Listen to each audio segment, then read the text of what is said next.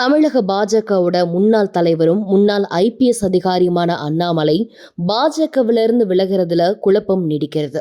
அமித்ஷா உள்ளிட்ட டெல்லி மேலிட தலைவர்களை அண்ணாமலை நேற்று சந்தித்து பேசியிருக்கக்கூடிய நிலையில அவரை சமாதானப்படுத்துறதுக்கான முயற்சிகள் நடப்பதாகவும் கூறப்படுது.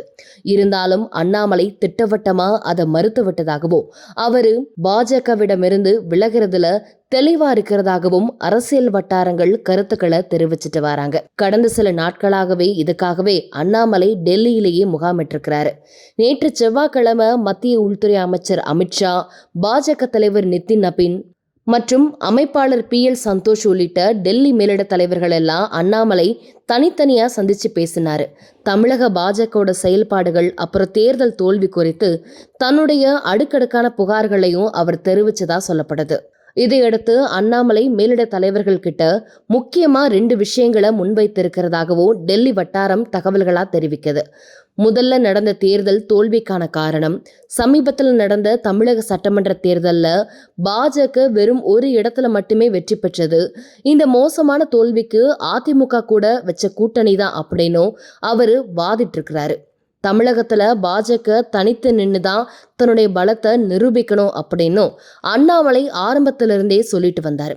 ஆனா அண்ணாமலையை தலைவர் பதவியில இருந்து நீக்கினதால தான் கூட்டணி என்று அதிமுகவோ அடம் பிடிக்க தொடங்கினாங்க. இதனால அண்ணாமலை நீக்கப்பட்டு அதிமுக கிட்ட கூட்டணி அமைக்கப்பட்டது.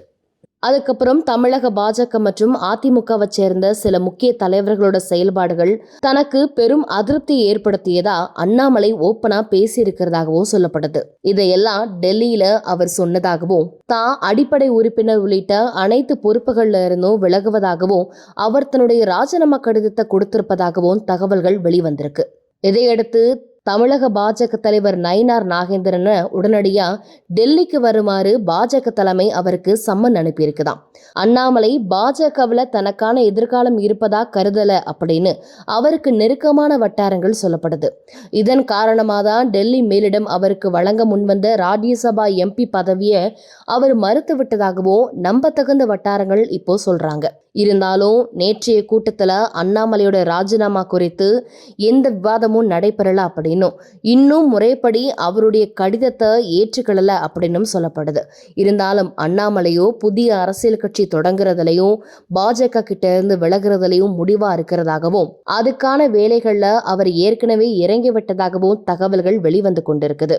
அது மட்டும் இல்லாம தமிழ்நாட்டில் விரைவில் வரக்கூடிய சட்டமன்ற இடைத்தேர்தலையும் இந்த நேரடியா களம் கண்டு தன்னுடைய பலத்தை நிரூபிக்க அண்ணாமலை திட்டமிட்டு வரதாகவும் டெல்லி அரசியல் வட்டாரங்கள் சொல்றாங்க.